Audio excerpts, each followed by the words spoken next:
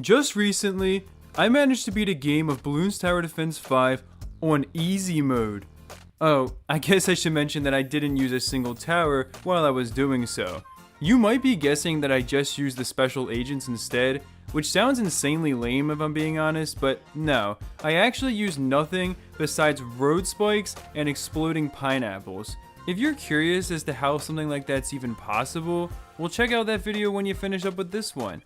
But while I had literally no towers available during that challenge, today there are a couple I can still use at least. But the first thing I'm going to do is enable the Spike Factory Specialist building, because I'm going to have to rely on road spikes just to survive the early rounds. The 4th tier upgrade for this building allows all piles of spikes to pop 50% more bloons than normal, which will be a huge advantage of course. As far as the towers I can use though, there is the village. I just can't use the 4th tier upgrade on the left side because that does add a lightning attack, which I still count as a projectile. But also, I can use banana farms this time around, which will definitely be a massive help towards making sure that I don't just completely run out of money when my income gets cut down in the late game.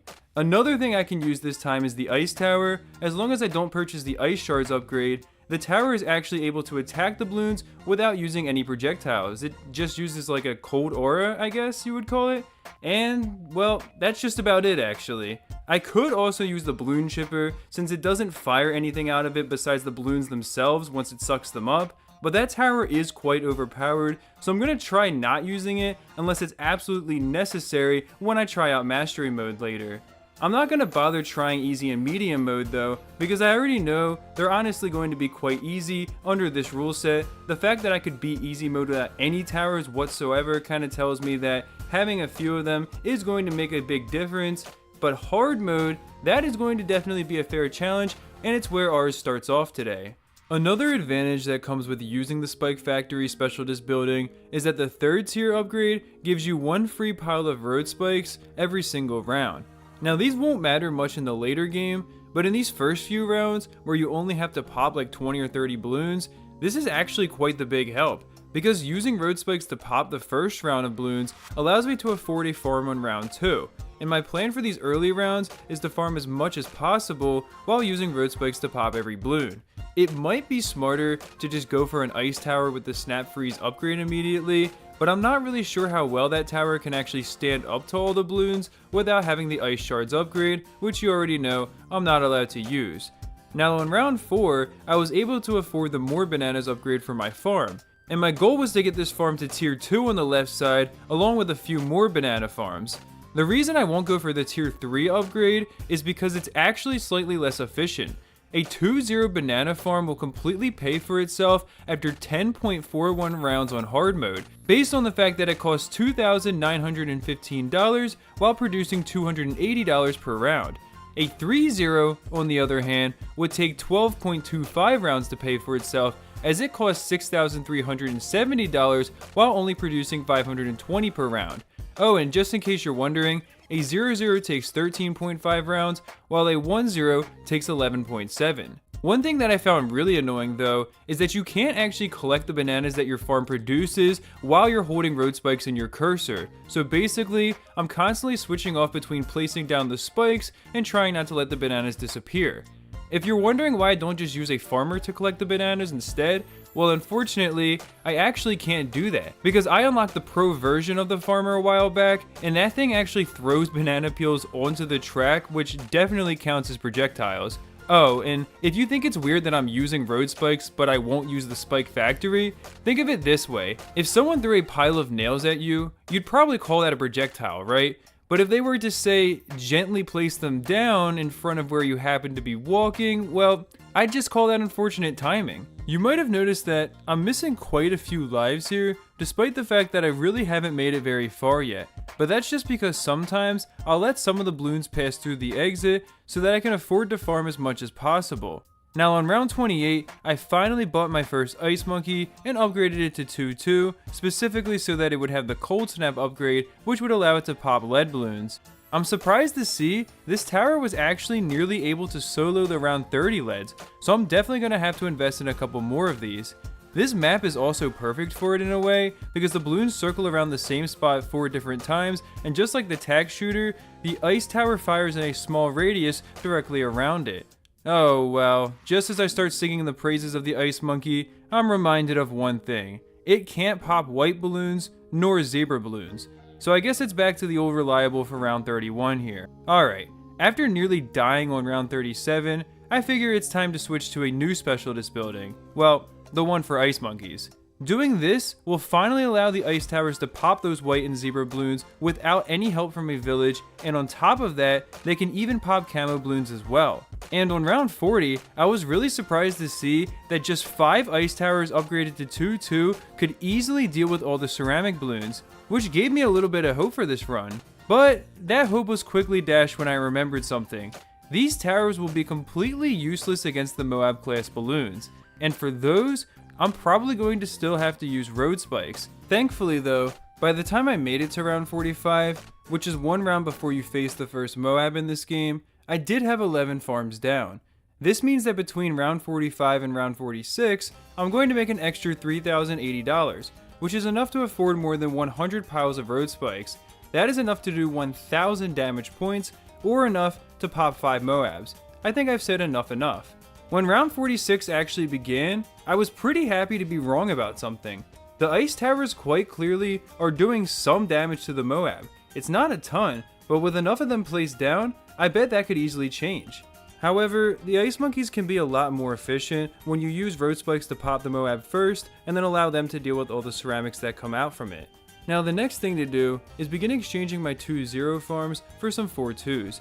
They actually produce 3,000 per round while only costing 26,350 on hard mode, which I guess only is a relative term here, but what that means is that this farm pays for itself in just 8.78 rounds, which is nearly 2 rounds faster than the 2-0 was. Of course I couldn't afford these in the beginning, so it made more sense to just spam down the second most efficient farm, which is the 2-0, but now that I can afford them, things should be turning towards my favor, at least a little bit.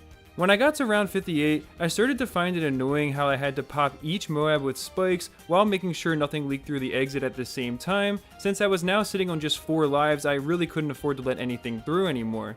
So I figured I would take the opportunity to build as many ice monkeys as I could and see if that makes a difference. I actually didn't realize just how expensive each one of these is with the 2-2 upgrades on it. I kind of expected to have a lot more after spending so much money. Nevertheless, let's see how we are faring now. Of course I picked the one round that doesn't have any Moabs. Alright, now we have the ultimate test, a BFB. Well, they did actually pop it, although I stupidly tried purchasing another farm on this round, so there's no way I have enough money left for all those Moabs. There we go, that actually wasn't even too bad. It seems that with enough ice monkeys down, pretty much everything just gets destroyed at the ceramic level and below. After round 61, I placed down a bunch more ice monkeys, and now I had enough of them to pop the Moabs on their second loop around the track, which gave enough time to also pop all the resulting ceramics. For the first time, I didn't have to buy a single pile of road spikes. The fact that round 63 was such a joke while round 64 posed a real challenge definitely shows the strengths and weaknesses of the ice monkey when you use it in this way. Round 65 would be our biggest test yet, having to defeat several Moabs and BFBs together. Something that I noticed here is that because of how much slower a BFB moves than a Moab, it actually gets taken out earlier on the track than where the Moabs get taken out, since the ice monkeys have so much more time to hit it. Want to take a guess what I did after round 66? Well, now the Moabs are getting defeated really early, and I just made enough for at least 15 more ice monkeys just in that round. I think we're reaching a good point here in the challenge finally. Round 72 was the first time I had enough firepower, or ice power, to deal with the BFB balloons without me intervening with road spikes, but I'm still pretty nervous for round 84. Of course I know that hard mode ends with the round 85 ZOMG, but I've actually popped a ZOMG with nothing but road spikes in sandbox mode before, so if the ice monkeys can't do enough damage on round 85, I could just sell on my farms and easily have enough to afford road spikes for it. But round 84, however, oh boy, round 84 has 50 Moabs and 10 BFBs, meaning it would take nearly 4 times as many road spikes to deal with that round as what it takes to deal with the round 85 ZOMG. So yeah, I'm really counting on all these ice towers to pull through. Well, here we are, just about as ready as we will ever be to face the round. Wow, this actually isn't going too badly at all. The lag is a little annoying, but the ice is handling all these balloons well. Once we got to round 85, they even managed to just barely pop the ZOMG before it reached the end of the track, but there wasn't even close to enough time left to deal with all the BFBs inside, let alone everything else. But all I had to do was just keep on damaging it with road spikes until it was eventually popped, and the ice monkeys handled everything else. And boom, that is hard mode completed without a single projectile. But now that I've completed hard mode, it's time to give Impoppable Mode a try.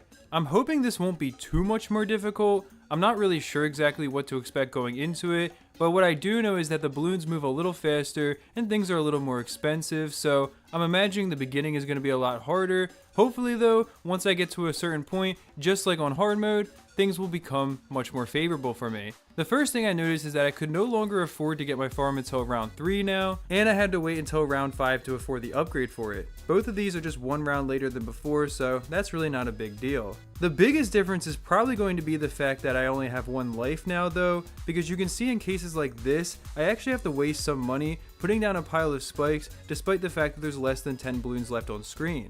When I got to round 26, I realized just how poorly things were really going, because I was barely even making any money with how much I had to spend on road spikes now. So I figured instead of upgrading my farm on this round, I would go for an ice monkey earlier than I had last time instead. Well, 2 rounds earlier. But the long-term benefit will definitely be a lot higher than it would be if I focused on farming purely. I guess I shouldn't have been so focused on farming before, because even just having one of these ice monkeys is making such a massive difference. If you've ever played Bloons Tower Defense battles, you've probably been thinking just how dumb I am for not having 2 ice towers set up like this before, but I'm really terrible at actually getting the timing right to make them as effective as possible, so that's why I didn't really bother with it. But still, things are definitely turning around now that I've got some actual defense down. And pretty soon, things were going just as smoothly as they had been on hard mode, and I didn't really have to worry anymore. Well, at least not until round 77 that is. For some reason, no matter what I tried doing, I just could not make it past this round. You can see that I basically sold off all of my farms and spent all of that money on more defense, and I even tried moving the ice towers around so that they could cover more of the map. But these things just weren't enough. Now if I had played better in the beginning, I'm sure I would have a lot more money for this round, but I figured at this point that I would allow myself to use the good old balloon chipper since it doesn't actually break any rules. Like you guys probably remember, I just wasn't using it because, well, just look at the thing. Round 77 went from Impoppable to baby mode. I already knew, if I'm being honest, the chipper would have made this challenge incredibly boring. Sure enough, even the 4 extra ZOMGs that come on round 85 when you play on Impoppable Mode were simply no match for an equal number of balloon chippers. Now if you're thinking, why is the video about to end when you haven't tried Mastery Mode? I decided that's a challenge that deserves its own separate video, so if that's something you guys would be interested in, let me know in the comments below.